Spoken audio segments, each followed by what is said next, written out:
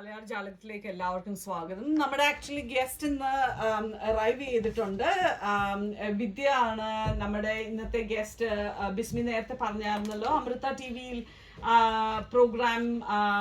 പ്രോഗ്രാമിൽ റിയൽ വാക്ക് കിട്ടുന്നില്ല ബിസ്മി. ഗസ്റ്റ് വന്നപ്പോൾ നമുക്ക് വാക്ക് കിട്ടില്ല. നമ്മൾ പറയാം അമ്മയും മകളും എന്ന ഒരു വലിയൊരു പ്രോഗ്രാം നമുക്ക് മലയാളികളെ സംബന്ധിച്ചിടത്തോളം ഭയങ്കര വാശിയേറിയ ഒരു പ്രോഗ്രാം ആയിരുന്നു. അതിന്റെ വിന്നർ മെൽബണിൽ നിന്നായിരുന്നു എന്നുള്ളതാണ് ഇതിന്റെ പ്രത്യേകത. അപ്പൊ അതിന്റെ ജേതാക്കളായ ഒരു അമ്മയും മകളെയാണ് നമ്മൾ ഇന്ന് ഇവിടെ നമ്മുടെ ശ്രോതാക്കൾക്ക് വേണ്ടി പരിചയപ്പെടുത്തുന്നത്. അതിൻ്റെ ഒരു പ്രത്യേക കാരണമുണ്ട്. കാരണം ഇവിടെ പ്രത്യേകിച്ച് ഒരു ഓസ്ട്രേലിയയിൽ അല്ലെങ്കിൽ മെൽബണിലൊക്കെ കുഞ്ഞുങ്ങളെ വളർത്തുക എന്നുള്ളത് തന്നെ ഏറ്റവും വലിയൊരു ജോലിയാണ്.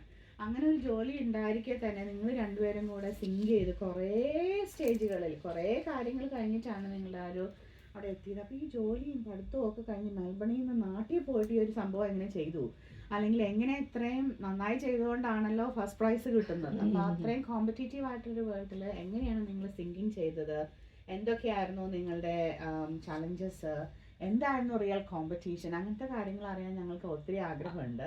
അപ്പം അതുകൊണ്ടാണ് വിൻ എഫ് എമ്മിൽ വന്ന വെസ്റ്റ് സൈഡിലെ മലയാളികൾക്ക് വേണ്ടി നിങ്ങളുടെ കഥ പറയുക എന്നുള്ളതാണ് നമ്മുടെ ഈ ഒരു ഷോയിൽ കൂടെ നമ്മൾ ഉദ്ദേശിക്കുന്നത്. അപ്പൊ നമുക്ക് ആദ്യം തന്നെ ഒരു റാപ്പിഡ് ക്വസ്റ്റ്യൻസ് തുടങ്ങിയാലോ? ഒരു ഇൻട്രോ തുടങ്ങിയാലോ? ഇൻട്രോ തുടങ്ങാം ആദ്യം.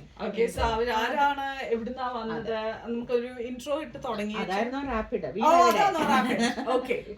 ഇവിടെ മെൽബണിൽ എവിടെയാണ്?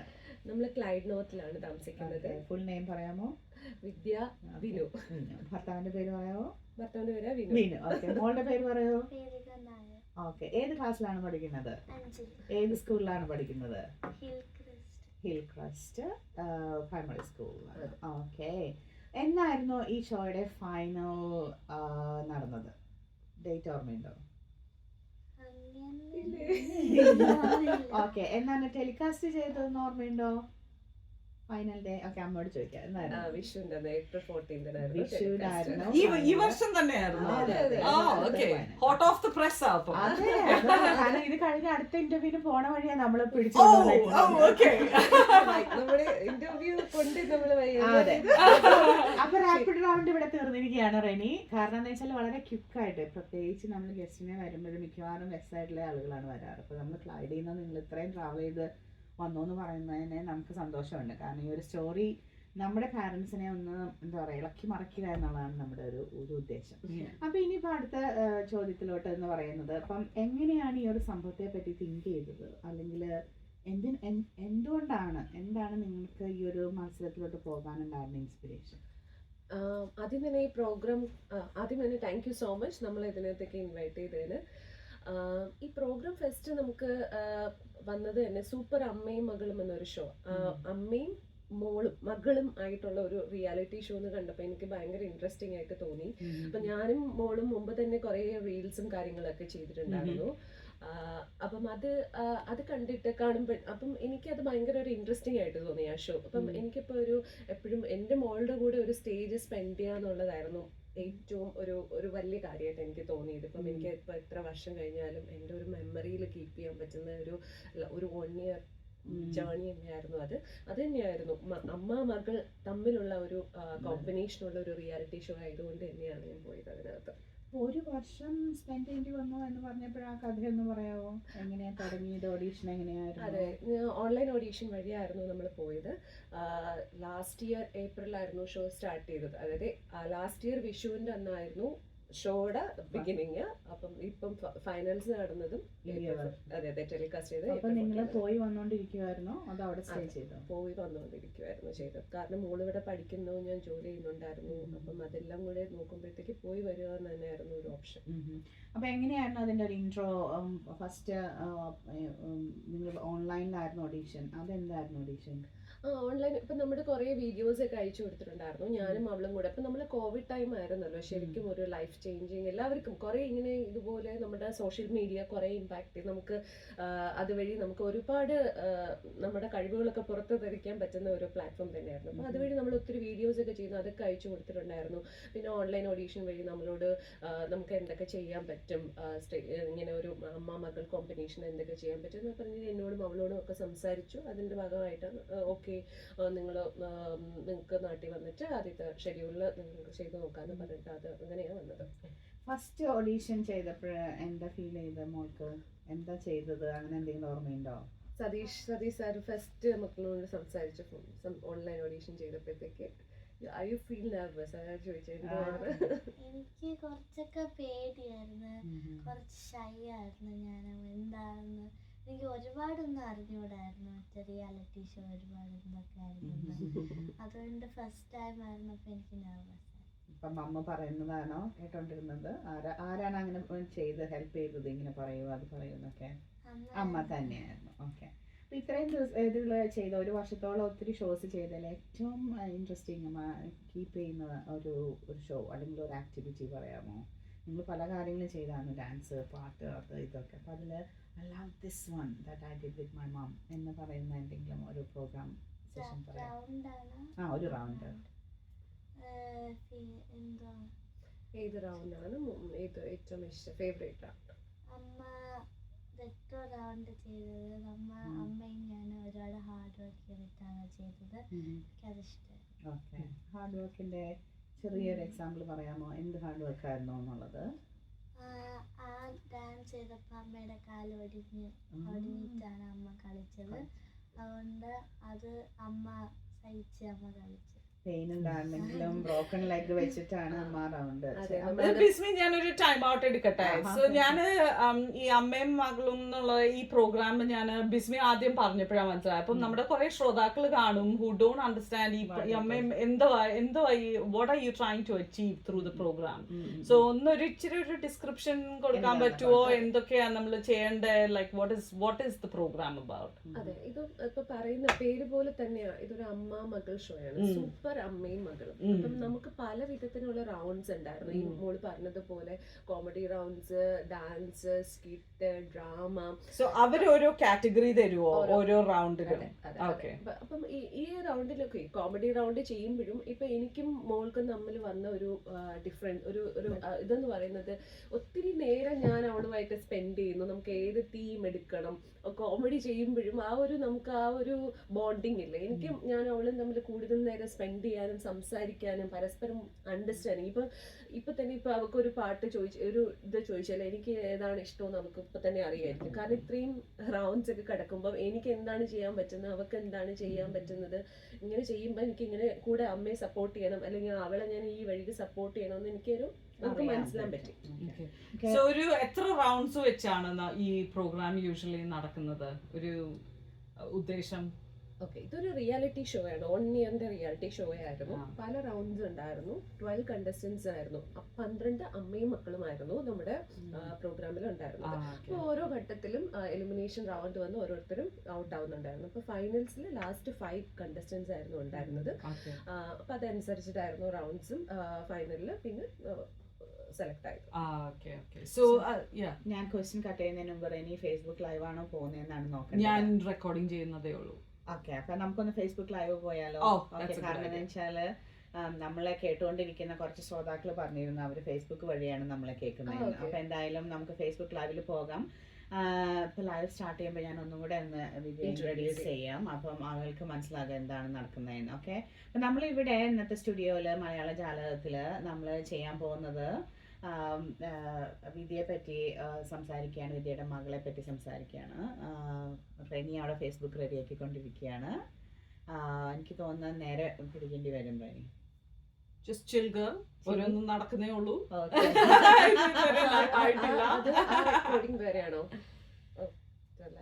ഞങ്ങൾ അത് അവിടെ റെക്കോർഡ് ചെയ്യുന്നുണ്ട്. അത് ഞങ്ങൾ യൂട്യൂബിൽ അപ്ലോഡ് ചെയ്യുന്നതായിരിക്കും. പക്ഷെ ഇപ്പൊ ഞങ്ങളിത് ഫേസ്ബുക്കിൽ പോകുമ്പോൾ വിദ്യയെ കാണാനായിട്ട് വെയിറ്റ് ചെയ്യുന്ന കുറെ ശ്രോതാക്കളുണ്ട്. അപ്പൊ വിദ്യയെ മകളെ ഹലോ പറയാനായിട്ട്. Okay, thank you. സോ ഇപ്പൊ ഇനി ഞാനൊന്ന് ഇപ്പം ഫേസ്ബുക്ക് വഴി നമ്മളെ കാണുന്ന ശ്രോതാക്കളോട് പറയാണ്, നമ്മളുടെ അമ്മയും മകളും എന്ന ഒരു സൂപ്പർ റിയാലിറ്റി ഷോ അമൃത ടിവിയിൽ വന്നതിന്റെ ഈ വർഷത്തെ ജേതാക്കളാണ് വിദ്യയും വിദ്യയുടെ മകളും. അവരെയാണ് നമ്മൾ ഇന്നിവിടെ ഇൻട്രൊഡ്യൂസ് ചെയ്യുന്നത്. അപ്പം വിദ്യ ഇത് നേരത്തെ പറഞ്ഞു, ഇതൊരു 12 ആളുകളിൽ നിന്ന് 5 പേരെ വന്നു. അവിടെയായിരുന്നു ഫൈനല്. അപ്പൊ ആ ഫൈനലിലെ അനുഭവങ്ങളൊന്ന് ഞങ്ങളായിട്ട് പങ്കുവെക്കാമോ? എന്തൊക്കെയായിരുന്നു റൗണ്ട്സ്, എങ്ങനെയൊക്കെയാണ്? കാലൊടിഞ്ഞത് ഫൈനൽ സമയത്തായിരുന്നു? അതിന് മുമ്പായിരുന്നു. ഇപ്പൊ ഫൈനലിലെ ആ കുറച്ച് സംഭവങ്ങളൊന്നും ഞങ്ങളുമായിട്ട് പങ്കുവരും. ഓക്കെ, ഫൈനൽസിൽ 3 റൗണ്ട്സ് ആയിരുന്നു ഉണ്ടായിരുന്നത്. നമുക്കൊരു ഗ്രൂപ്പ് പെർഫോമൻസ് ഉണ്ടായിരുന്നു, പിന്നെ നമ്മുടെ സ്ട്രെങ്ത് തെളിയിക്കുന്ന ഒരു റൗണ്ട് ഉണ്ടായിരുന്നു, പിന്നെ നമുക്കുടെ ആറ്റിറ്റ്യൂഡ് റൗണ്ട് ആയിരുന്നു, ക്വസ്റ്റ്യൻ ആൻസർ റൗണ്ട് ആയിരുന്നു. അങ്ങനെ 3 റൗണ്ടിലും വളരെ നമുക്ക് ഒത്തിരി നമ്മൾ വിചാരിക്കുന്നതിനേക്കാളും ഡിഫിക്കൽട്ടായിട്ടായിരുന്നു നമ്മുടെ ഓരോ പ്രോസസ്സ് പൊയ്ക്കൊണ്ടിരുന്നത്. അത് അതിൻ്റെ ജഡ്ജിങ് പാനൽ ഉണ്ടായിരുന്നത് ഡയറക്ടേഴ്സ് ലാൽ ജോസും MG ശ്രീകുമാർ സാറ്, ശ്വേത മേനോൻ, സ്വാസിക നമ്മുടെ ആങ്കറിംഗ് ഉണ്ടായിരുന്നു. അപ്പം ജഡ്ജിങ് പാനൽ ഇങ്ങനെയായിരുന്നു. പിന്നെ നമ്മുടെ ഗ്രൂപ്പ് പെർഫോമൻസ് നമ്മൾ alliance team D3 D4 winners വഴി അവരുടെ കൂടെയാണ് ചെയ്തത്. സ്ട്രെങ്തിൻ്റെ ഒരു ആ റൗണ്ട് എടുത്തപ്പോഴത്തേക്ക് നമുക്ക് ഭയങ്കര കൺഫ്യൂഷൻ ആയിരുന്നു എന്ത് ചെയ്യണം. കാരണം കുറച്ച് ഡാൻസ് പ്യൂർലി ഡാൻസ് വന്നാൽ നമുക്ക് എത്രമാത്രം അതിനകത്ത് സ്കോർ ചെയ്യാൻ പറ്റുന്ന അറിയില്ലായിരുന്നു. അതുകൊണ്ടാണ് നമ്മുടെ പോൾ ഡാൻസ് നമ്മൾ പോൾ വെച്ചിട്ട് ചെയ്തത്. എനിക്കറിയില്ല നിങ്ങൾ കണ്ടുണ്ടാവുമെന്ന്. അത് കുറച്ച് റിസ്ക് ഫാക്ടേഴ്സ് ഒക്കെ ചെയ്തു. ഞാനും മോളും 10 days കൊണ്ട് പഠിച്ച് ചെയ്തതായിരുന്നു അത്. അപ്പം അതിനകത്ത് ഭയങ്കര എല്ലാവരും ഭയങ്കര നല്ലൊരു അഭിപ്രായം പറഞ്ഞു. അപ്പം അതിനകത്ത് എനിക്ക് അവളോടും ഒരു ബിഗ് താങ്ക്സ്. കാരണം ഒരു അതിന്റെ മുകളിൽ കയറി കൈവിട്ട് നിൽക്കാനും എടുത്ത് മാറി. അപ്പൊ അതൊക്കെ ഒരു റിസ്ക് ഫാക്ടറാണ്. അവൾ ആദ്യമായിട്ട് ചെയ്തതാണ്. അപ്പൊ അത് നമ്മൾ രണ്ടുപേരും ഓക്കെ നമുക്ക് ചെയ്യാൻ പറ്റും എന്ന് തീരുമാനിച്ച് അത് പെർഫോം ചെയ്തതാണ്. പോൾ ഡാൻസിന്റെ അത് കഴിഞ്ഞിട്ടുള്ള കമന്റ് ഞാൻ കേട്ടായിരുന്നു. അമ്മയെ പൂർണ്ണമായിട്ട് വിശ്വസിച്ചുകൊണ്ടാണ് കാല അങ്ങനെ പിടിച്ചു നിന്നത്. What was your experience on that pole dance? ആദ്യമൊക്കെ പോൾ ഡാൻസ് ആ കാലിൽ കിടക്കണ കുറച്ച് ഇതെങ്ങനെ ചെയ്യാൻ പറ്റുമോ എന്നൊക്കെ ആലോചിച്ചു. പക്ഷെ സ്റ്റേജിൽ ചെയ്ത് അത് ഭയങ്കര പാടായിരുന്നു അമ്മയ്ക്ക്. എൻ്റെ വെയിറ്റും അമ്മയുടെ വെയിറ്റും തോന്നാൻ എൻ്റെ കയ്യിലായിരുന്നു പിടിച്ചു നിൽക്കുന്നത്. അപ്പം രമേഷ് മാസ്റ്ററാണ് അത് കൊറിയോഗ്രാഫ് ചെയ്തത്. അപ്പം പുള്ളിക്കാരൻ പറയും നമ്മൾ കീപ് ട്രൈയിങ് എന്ന് പറഞ്ഞ ലാസ്റ്റ് 2-3 daysലായിരുന്നു അത് കാലിൽ ഹോൾഡ് ചെയ്ത് നിൽക്കാൻ പറ്റിയത്. കാരണം എനിക്ക് ഭയങ്കര ടെൻഷനായിരുന്നു. കാരണം താഴെ പോയി ഇവളുടെ തലവെല്ലും വന്ന് ഇടിക്ക് വന്നില്ല, അതും പ്രശ്നമല്ലേ. അപ്പം നമ്മൾ എഫേർട്ട് എടുത്ത് അതിൻ്റെ ഒരു റിസൾട്ട് കിട്ടി എന്ന് പറയും. അപ്പം എനിക്കിപ്പോൾ കാണുന്ന പ്രേക്ഷകരുടെ എല്ലാം പറയാനുണ്ട്. അപ്പം നമ്മുടെ ഈ ഒരു വർഷം I have been gone through lot of, എനിക്ക് ഇടയ്ക്ക് വെച്ച് സ്റ്റോപ്പ് ചെയ്യേണ്ട ഒത്തിരി ഘട്ടങ്ങൾ വന്നായിരുന്നു. പക്ഷെ നമ്മളിങ്ങനെ ഒത്തിരി ആഗ്രഹിച്ച ഒരു സ്റ്റേജാണിത്. ഇപ്പം എനിക്ക് ഞാനൊരു ടാർഗറ്റ് ഓറിയൻറ്റഡ് ആണ് എപ്പോഴും. ഒരു റിസൾട്ട് കിട്ടണം, ആ ഫൈനൽസ് വരെ എത്തണമെന്ന് ഭയങ്കര ഒരു ആഗ്രഹമായിരുന്നു. അപ്പം എൻ്റെ ഈ കാല് ഫ്രാക്ചർ ആയത് അത് സെക്കൻഡ് ഷെഡ്യൂളിൽ എങ്ങാണ്ടായിരുന്നു. അപ്പോൾ അത് കഴിഞ്ഞ് ഡോക്ടർ പറഞ്ഞു 3 months ബെഡ് റെസ്റ്റ് വേണം, അല്ലാണ്ട് എണീക്കാൻ പറ്റില്ല എന്ന് പറഞ്ഞതും പിന്നെയും ഞാനത് ഇപ്പം ഞാൻ പറയുന്നത് ഓക്കെ നമുക്ക് ഒത്തിരി തടസ്സങ്ങൾക്ക് ഒത്തിരി വരും. പക്ഷെ നമുക്ക് അതിനകത്തൊക്കെ ഒരു എന്താ പറയുന്ന ഒരു സൊല്യൂഷൻ ഉണ്ട്. സൊല്യൂഷൻ ഇല്ലാത്ത ഒരു കാര്യമില്ല. ഇപ്പം ഞാൻ അന്ന് ആ ഒരു റൗണ്ട് പാസ് ചെയ്തത് വീൽ ചെയറിൽ ഇരുന്ന് കളിച്ചായിരുന്നു ഒരു റൗണ്ട്. പിന്നെ ഈ മോള് പറഞ്ഞ റെട്രോ ഡാൻസ് നമുക്ക് വേറെ ഓപ്ഷൻ ഇല്ല, അതും വീൽ ചെയറിൽ ഇരുന്ന് നമുക്ക് ചെയ്യാൻ പറ്റില്ല. അപ്പം ഞാൻ ചെയ്തത് ശരിക്കും എൻ്റെ കാല് താഴെ കുത്താണ്ട് 1.5 കാലിൽ ഇതാണ് ഞാനത് ഡാൻസ് ചെയ്തത്. അപ്പം അതിൻ്റെയൊക്കെ ഒരു റിസൾട്ട് വരുമ്പോഴത്തേക്ക് അതിൽ നിന്ന് കിട്ടുന്ന ആ ഒരു പോസിറ്റീവ് എന്ന് പറയുന്നത് ശരിക്കും ഭയങ്കര ഒരു ഫീലിങ്സ് ആണ്. അപ്പം നമുക്ക് ചെയ്യാൻ പറ്റാത്തതായിട്ട് ഒന്നുമില്ല. നമുക്ക് എന്തെങ്കിലുമൊക്കെ ഒരു സൊല്യൂഷൻ വെച്ചിട്ട് നമുക്ക് ആ ഒരു തടസ്സം മറികടക്കാൻ പറ്റും. ഡാൻസർ ആയിരുന്നോ? നേരത്തെ ഡാൻസ് പഠിച്ചിട്ടുണ്ടോ അതോ ഇപ്പൊ ഇതിനു വേണ്ടി നമ്മൾ പ്രാക്ടീസ് ചെയ്തോ? ഞാൻ ഡാൻസ് പഠിച്ചിട്ടില്ല, പ്രൊഫഷണൽ ഡാൻസർ അല്ല. പക്ഷെ എനിക്ക് ഡാൻസ് ഭയങ്കര ഇഷ്ടമാണ് ചെയ്യാൻ. അപ്പൊ അതുകൊണ്ട് തന്നെ ഞാനും മോളും കോവിഡ് ടൈമിൽ വെറുതെ ഇരുന്നപ്പോഴത്തേക്ക് കുറെ ഡാൻസും ഈ ആക്ടിങ്ങും അങ്ങനെയൊക്കെ നമ്മൾ ചെയ്തത്. അപ്പൊ കോവിഡ് ആണ് നിങ്ങൾ ഇതിനൊരു ഇൻഫ്ലുവൻസ് ചെയ്തത് അല്ലേ? അപ്പം നിങ്ങളുടെ ആ സ്റ്റാർട്ടിങ് ഒരു 12 months ജേർണി കഴിഞ്ഞു കഴിഞ്ഞപ്പോൾ അമ്മയും മകളും വളരെ ക്ലോസ് ആണ്. അപ്പം നേരത്തെ പറഞ്ഞത് എനിക്ക് ഭയങ്കരമായിട്ട് സന്തോഷം തോന്നി. അമ്മയ്ക്ക് ഇഷ്ടമുള്ള ഏറ്റവും നല്ല ഇഷ്ടമുള്ള ഡ്രിങ്ക് ഏതാണ്?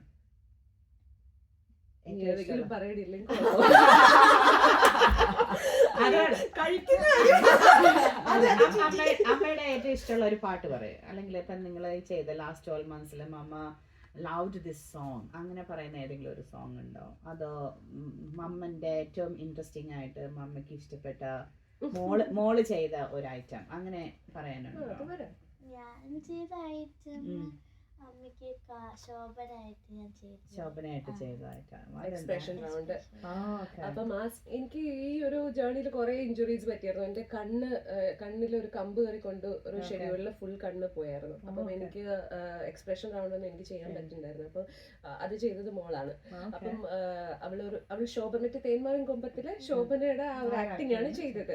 അപ്പം ഇവള് ലൈവായിട്ട് ശോഭനയുടെ ഡയലോഗ് പറഞ്ഞ് ചെയ്തായിരുന്നു. അപ്പം ഭയങ്കര ഒരു അപ്രീസിയേഷൻ ആയിരുന്നു.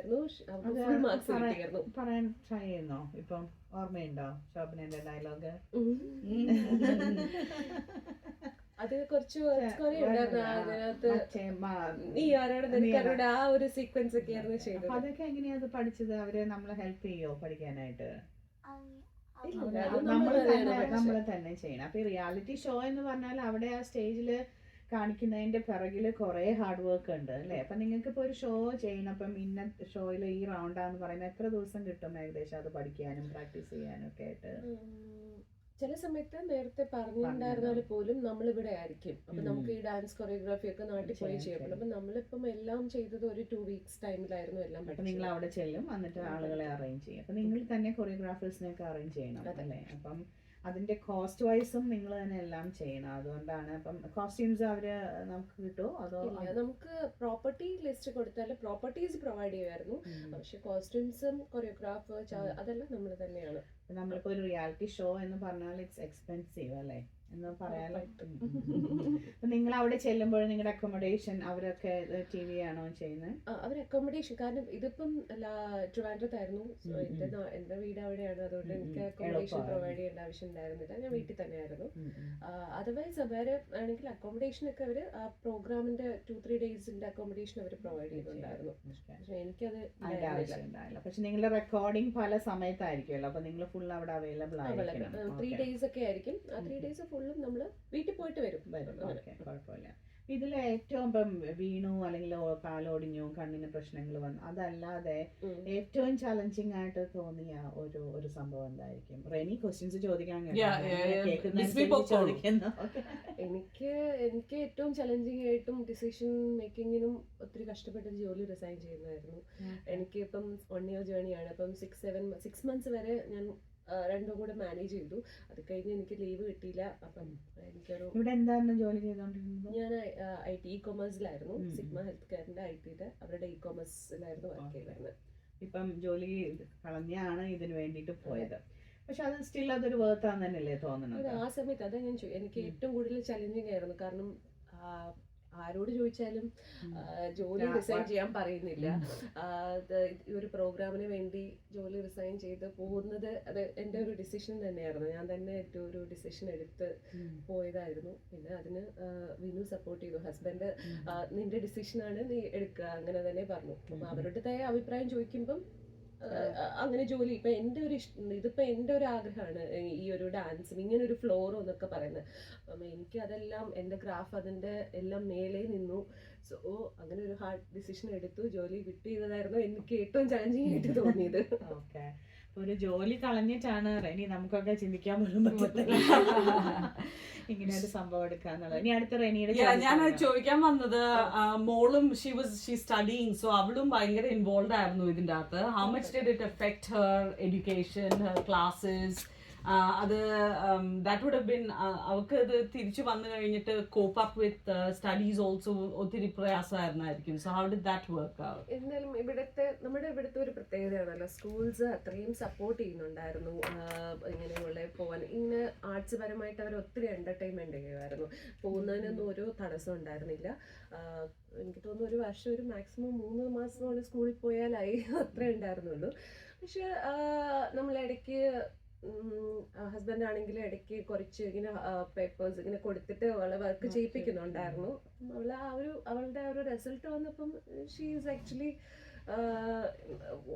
ഓക്കെ ആയി കവർ ചെയ്ത് പോയി. പക്ഷെ എനിക്ക് തോന്നുന്നു നമ്മുടെ ഇവിടെ പ്രൈമറി സ്കൂളിംഗ് അങ്ങനെ അത്രയും കുഴപ്പമില്ല. ഹാർഡ് വർക്ക് അല്ലല്ലോ. 5 എന്നല്ലേ മോള് പറഞ്ഞത്. അപ്പൊ ഐ തിങ്ക് ഈ വർഷം നന്നായിട്ട് പഠിക്കാം അല്ലേ? അപ്പം പക്ഷെ ഇതിപ്പോ നമ്മുടെ നാട്ടിലോ അല്ലെങ്കിൽ അങ്ങനെയൊക്കെ ആണെങ്കിൽ പറ്റത്തില്ലല്ലോ. എക്സാംസും കാര്യങ്ങളൊക്കെ ആയിട്ട് ഒത്തിരി പ്രഷർ കൊടുക്കുന്നു. പക്ഷെ ഇവിടുത്തെ സിസ്റ്റം എനിക്ക് ഇഷ്ടമാണ്.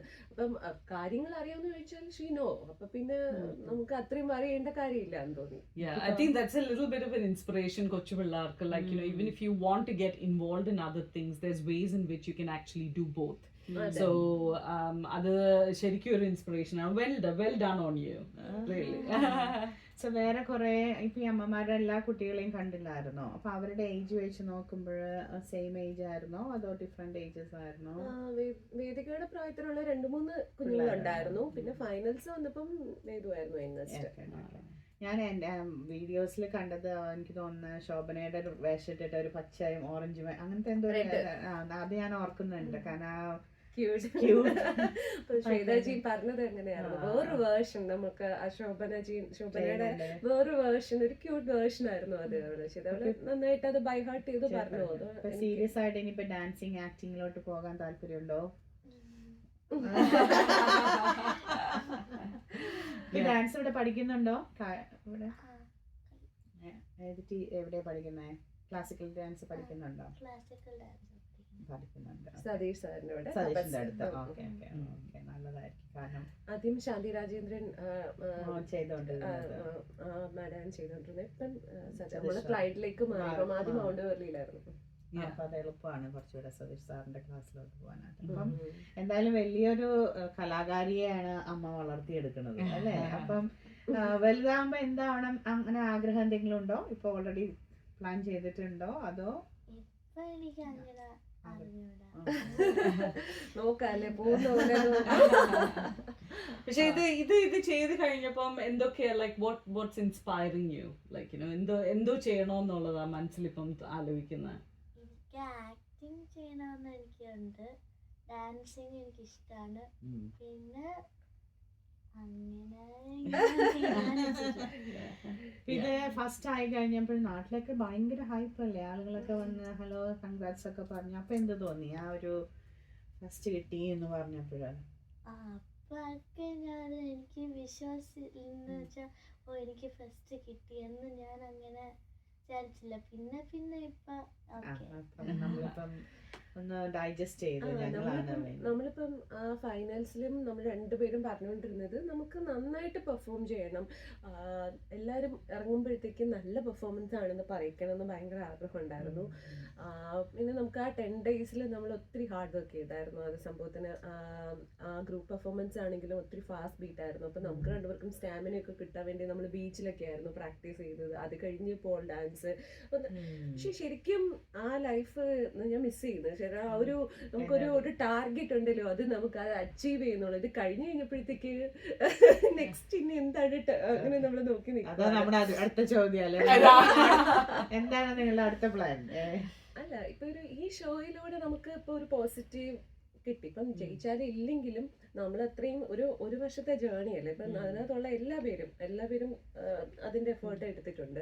അപ്പം ഇതിപ്പോ ഒരു ടൈറ്റിൽ വിന്നർ എന്ന് കേൾക്കുന്നത് അത് ശരിക്കും അതൊരു പ്രൗഡ് ഫീലിംഗ് തന്നെയാണ്, ഒരു ടൈറ്റിൽ വിന്നേഴ്സ് എന്ന് പറയുന്നത്. അപ്പൊ ഇതിലൂടെ ഇപ്പൊ എൻ്റെ ഇപ്പൊ അവള് പറഞ്ഞു അവളിങ്ങനെ വളർന്നുകൊണ്ടിരിക്കുക, അവൾക്ക് ശരിക്കും അറിയില്ല, അവൾക്ക് ആക്ടിങ്ങും ഡാൻസിങ്ങും ഇഷ്ടമാണ്. പക്ഷെ എനിക്ക് അതിൻ്റെ ജീവനാണ്. എനിക്ക് ആക്ടിങ് എന്ന് പറഞ്ഞാലും ഇപ്പം ഡാൻസ്, ഇപ്പം എനിക്ക് എപ്പോഴും ആക്റ്റീവായിട്ട് ഓരോ കാര്യങ്ങളിൽ ഇതിപ്പോൾ ഇന്ന തന്നെ വേണമെന്നില്ല, എനിക്ക് എപ്പോഴും ആക്റ്റീവായിട്ടിരിക്കണം.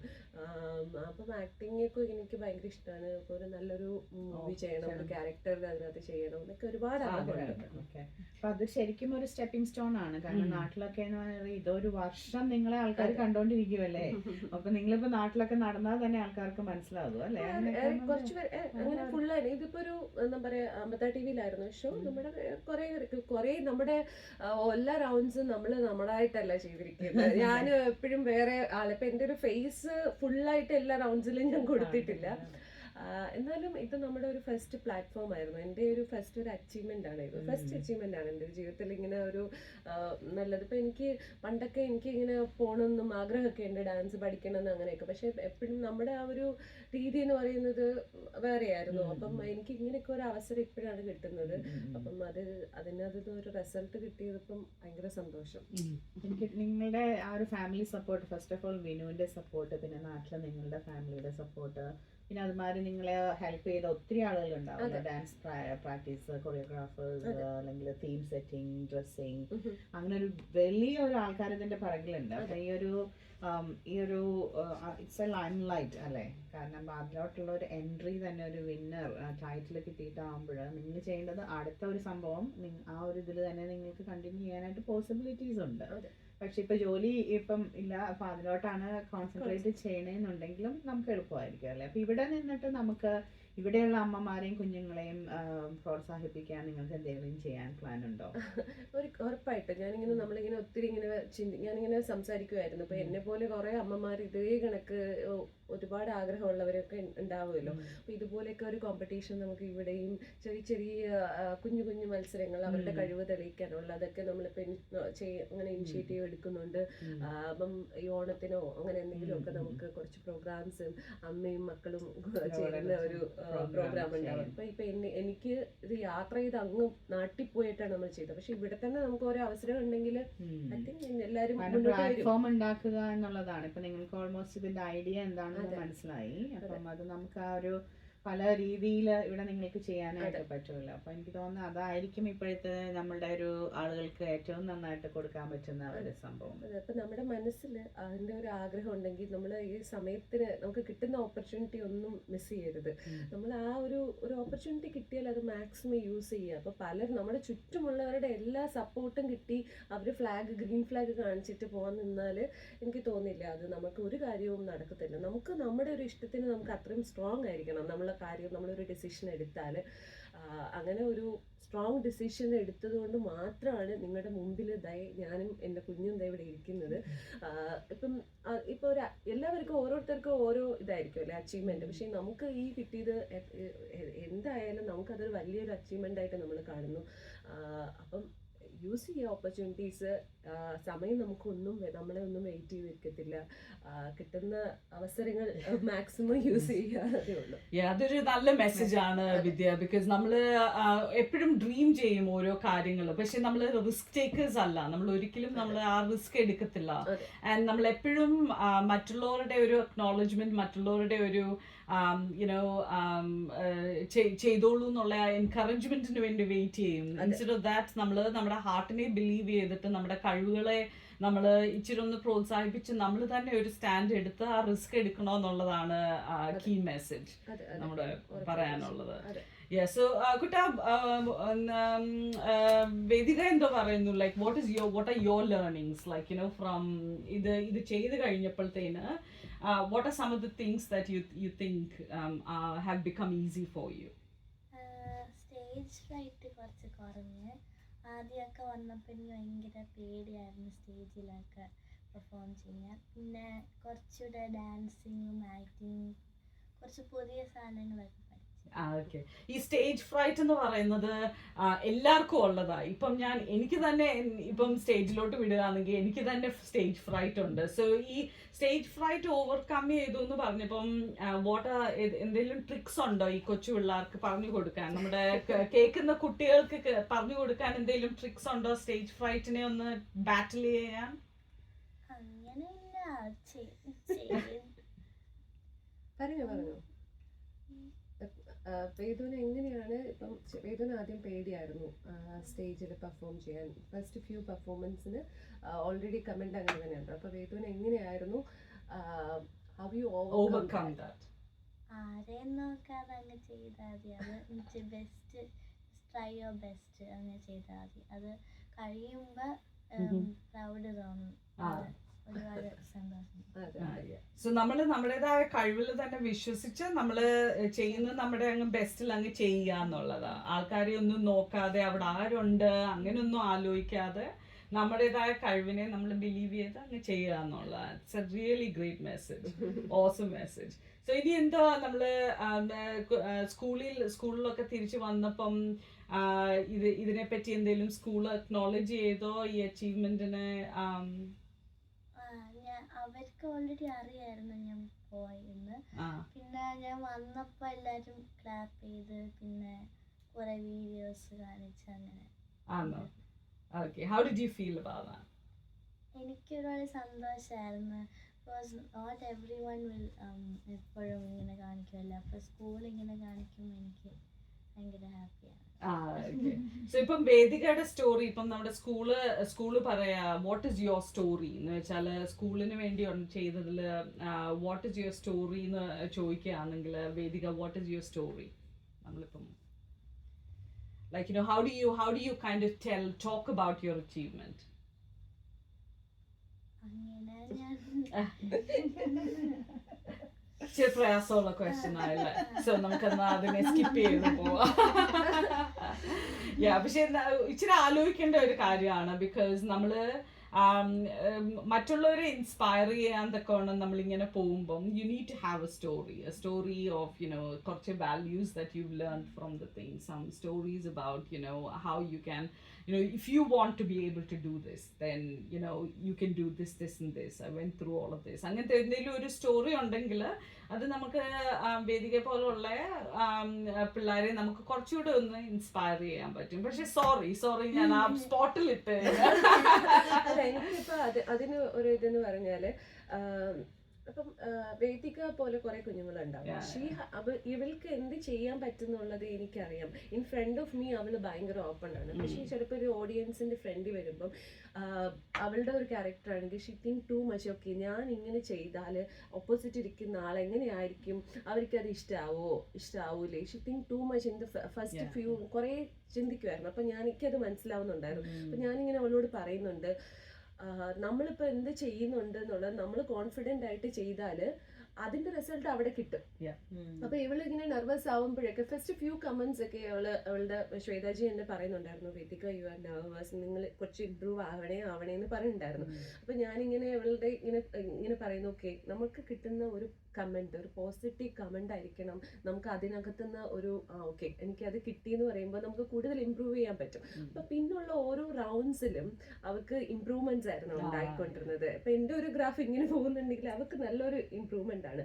അപ്പം അവളുടെ ഒരു ടാർഗറ്റ് ആയിരുന്നു സൂപ്പർ അമ്മ. ഇപ്പം ഫസ്റ്റ് ഫ്യൂ കമന്റ്സിൽ അവളുടെ പറയുമായിരുന്നു സൂപ്പർ അമ്മയും മകളും എന്നുള്ള ഷോയാണ്. ഓക്കെ, നൗ യു അമ്മ പെർഫോമിങ് വെൽ ഇൻ നമ്മുടെ ഫസ്റ്റ് ഫ്യൂ റൗണ്ടിൽ എൻ്റെ ആയിരുന്നു കുറച്ചൊരു പെർഫോമൻസ്. അപ്പൊ അവരെല്ലാം പറഞ്ഞു സൂപ്പർ അമ്മ, but you need to say super മകള് എന്ന് പറയിപ്പിക്കണമെന്ന് ശ്വേതാജി പറഞ്ഞിട്ടായിരുന്നു. അങ്ങനെയായിരുന്നു വേദുവിന്റെ എക്സ്പ്രഷൻ റൗണ്ടില്. Vedu got full marks 10 out of 10 and everyone say you are super മകൾ. അപ്പം അവൾക്ക് അതിന്റെ ആ ഒരു സക്സസിന്റെ ഒരു ഫീലിങ്, അപ്പം അവൾക്ക് അത് ചെയ്യാൻ പറ്റുന്നുള്ളത് എനിക്കറിയാം. പക്ഷെ അത് ഇൻ ഫ്രണ്ട് ഓഫ് അതേഴ്സ് അവൾക്ക് ആ നെർവസ് അപ്പൊ അത് മാറ്റിയപ്പം അവൾക്ക് നന്നായിട്ട് അവൾക്ക് ചെയ്യാൻ പറ്റുന്നുണ്ടായിരുന്നു. അപ്പം എല്ലാ മക്കളോട് പറയുവാണ്, നിങ്ങൾ ഓപ്പോസിറ്റ് ഉള്ള ആൾ എന്ത് ചിന്തിക്കും എന്ന് വിചാരിച്ച് നമ്മളെപ്പോഴും താഴ്ചയിലൂടെ മാത്രമേ നമുക്ക് പൊങ്ങി വരാൻ പറ്റത്തുള്ളൂ. നമുക്ക് അപ്പ് ആൻഡ് ഡൗൺസ് ഒക്കെ ഉണ്ടാവും. പക്ഷെ അതിൽ നമ്മൾ താഴ്ന്നു പോവാതെ ഇപ്പോൾ എന്തെങ്കിലും ഒരു ചെറിയ കാര്യം വന്നു, അയ്യോ അവർ നെഗറ്റീവ് കമന്റ് പറഞ്ഞു, so I am not so good അങ്ങനെയാണെന്ന് വെച്ച് താഴ്ന്നു പോവാതെ നമ്മൾ അതിൽ നിന്ന് പിടിച്ച് കയറി അവരെ കൊണ്ട് തന്നെ നമ്മൾ നല്ലതെന്ന് പറയിപ്പിക്കണം. അതിലാണ് നമ്മുടെ വിജയം ഉണ്ടാകുന്നത്. ഞാനിങ്ങനെ കീപ് റിപ്പീറ്റിങ് അവളോട് പറഞ്ഞിരുന്നു. അത് അവൾ എനിക്ക് സാധിച്ചു തന്നു. ഇപ്പം ആരോട് ചോദിച്ചാലും അവളെ എന്നെക്കാളും നന്നായി പെർഫോം ചെയ്യുന്നു പറയും. അതാണ് എൻ്റെ ഒരു അത് എല്ലാ അമ്മമാരും അല്ലേ, ആ മക്കള് നന്നായിരിക്കണം എന്ന് പറയുന്നതായിരിക്കുമല്ലോ എല്ലാവർക്കും ഇഷ്ടം. അതെനിക്ക് അവളെ ചെയ്തു തന്നു. So I am so happy. Thank you. Well done Vedika. കാരണം ഇപ്പൊ അമ്മ ഇപ്പൊ നമ്മള് ഓൾറെഡി നമ്മൾ പെർഫെക്റ്റ് ആണെങ്കിൽ അതിനേക്കാളും ഞാൻ പെർഫെക്റ്റ് അല്ലായിരുന്നു, ബട്ട് അവിടെ നിന്ന് ഒരു പെർഫെക്ഷനിലോട്ട് വന്ന ജേർണിയാണ് അല്ലേ. So you prove yourself that you can do it. So very well done. Okay, അപ്പോൾ നമുക്കൊരു അവസാനത്തെ ചോദ്യത്തിലോട്ട് പോകാം. നമ്മൾ ഓൾമോസ്റ്റ് ഒരു 30 minutes ആയി. ഇപ്പോൾ വളരെയധികം നല്ല കോൺവെർസേഷൻസ് നടന്നത്. അപ്പം ആദ്യം വേദികനോടാണ് ചോദിക്കുന്നത്. വേദിക, അമ്മേനെ പറ്റി എന്ത് തോന്നുന്നു? കാരണം അമ്മ ഇത്രയും ഹാർഡ് വർക്ക് ചെയ്തു, എന്നിട്ട് ഇത് വിൻ ചെയ്തു. And then you and everybody knows that her hard work is the real reason behind it, plus all those activities that you have done, and then your hard work as well. What do you think about your mom? I am very proud of her. അമ്മ കുറെ ചിലപ്പോൾ എന്നെക്കാളും അമ്മ hard work ചെയ്യും goal എത്താൻ. അമ്മയ്ക്കാണ് ആദ്യം ഒരുപാട് ഇഷ്ടം ഡാൻസിങ്, ആക്ടിങ്. അമ്മ കാരണമാണ് എനിക്ക് ഡാൻസിങ് പഠിക്കാൻ പറ്റിയത്, പാട്ട് പഠിക്കാൻ പറ്റിയത്. അപ്പം അമ്മ എപ്പോഴും ഹാർഡ് വർക്ക് ചെയ്തിട്ടാണ് എന്ത് ഗോൾ എടുക്കുന്നത്. Okay, so you're so proud of your mom. Okay, well done. ഇനി അമ്മയോടാണ് ചോദ്യം. അമ്മ നിങ്ങളുടെ ഒരു ജേണി ഭയങ്കര വലിയ ജേണിയാണ്. അപ്പം എന്താണ് ഇത് ഈ ഒരു മൊമെന്റ്? ഇപ്പം നിങ്ങളിപ്പോൾ പല ഇൻ്റർവ്യൂസിലും ഒരുപക്ഷെ പറഞ്ഞു കഴിഞ്ഞ കാര്യങ്ങളായിരിക്കും, പക്ഷെ സ്റ്റിൽ ഒരു അമ്മ എന്നുള്ള രീതിയിൽ, അത് ഓസ്ട്രേലിയയിൽ ഒരു അമ്മ എന്നാകുമ്പോൾ ജോലിയുണ്ട്, അല്ലെങ്കിൽ ബാക്കിയുള്ള എല്ലാ കാര്യങ്ങളും നമുക്ക് ഒരു സപ്പോർട്ടില്ല. അങ്ങനെ ഇരിക്കുന്ന സമയത്ത് ഇത്രയും വലിയൊരു അച്ചീവ്മെന്റ് നടത്തിയിട്ട് ഇപ്പോൾ എന്ത് തോന്നുന്നു മനസ്സിലാണ്? ഇപ്പം എന്തായാലും ഇപ്പം എനിക്കിപ്പം ഒന്നാമത്തെ കാര്യം നമ്മൾ ടൈറ്റിൽ വിന്നേഴ്സും കൂടെ ആയി. പക്ഷെ എന്നാലും ഞാൻ എൻ്റെ എൻഡ് വരെ എത്തി എന്നുള്ളത്, ഇപ്പോൾ ഒരു വിൻ ചെയ്തത് എനിക്കൊരു പ്ലസ് പോയിന്റ്, നമുക്കൊരു പ്ലസ് പോയിന്റ് തന്നെയാണ്. പക്ഷെ എന്നാലും ആ ഫൈനൽസ് വരെ പല സ്ട്രഗിൾസ് ഉണ്ടെങ്കിൽ പോലും നമ്മൾ എത്തിയത് നമ്മുടെ അത് നമ്മുടെ ആ ഒരു ഡിസിഷനാണ്. നമ്മൾ അതിൽ ഉറച്ച് വിശ്വസിക്കുന്നത് കൊണ്ട് മാത്രമാണ് എനിക്ക് അവിടെ എത്തണം എന്നൊരു എന്താ പറയുക, ഒരു ആഗ്രഹത്തിൻ്റെ പുറത്താണ് ചെയ്തത്. അപ്പോൾ ഇതുപോലെ എല്ലാ പേരും നിങ്ങൾക്കുള്ള ആഗ്രഹമുള്ളത് നമ്മൾ അതിനകത്ത് ഇറങ്ങി തിരിച്ചാലേ നമുക്കത് നടക്കത്തുള്ളൂ. അല്ലാതെ ഇപ്പം എനിക്ക് കുറച്ച് അടുത്ത പ്രാവശ്യം ചെയ്യാം, ഇപ്രാവശ്യം കുറച്ച് ഡിലേ അങ്ങനെ വിചാരിച്ചിരുന്ന നാളെ നീളെ എന്ന് പറയുന്നത് വളരെ കറക്റ്റാണ്. അപ്പം അത് വിട്ടിട്ട് നമ്മുടെ ഈ നേരത്തെ ഞാൻ പറഞ്ഞതുപോലെ തന്നെ സമയം ഒന്നിനും കാത്തിരിക്കത്തില്ല. നമ്മൾ കിട്ടുന്ന ഓപ്പർച്യൂണിറ്റി മാക്സിമം യൂസ് ചെയ്താൽ നമുക്കതിൻ്റെ റിസൾട്ട് കിട്ടും. എനിക്ക് പ്രത്യേകിച്ച് ഫൈനൽ ക്വസ്റ്റ്യൻസ് ഇല്ല, പക്ഷെ ശരിക്കും ഒരു ഇൻസ്പയറിംഗ് സ്റ്റോറി തന്നെയാണ്. ഡിറ്റർമിനേഷൻ ഉണ്ട്, റിസ്ക് ടേക്കേഴ്സ് ആണ്, ഓപ്പർച്യൂണിറ്റീസ് വിട്ടില്ല.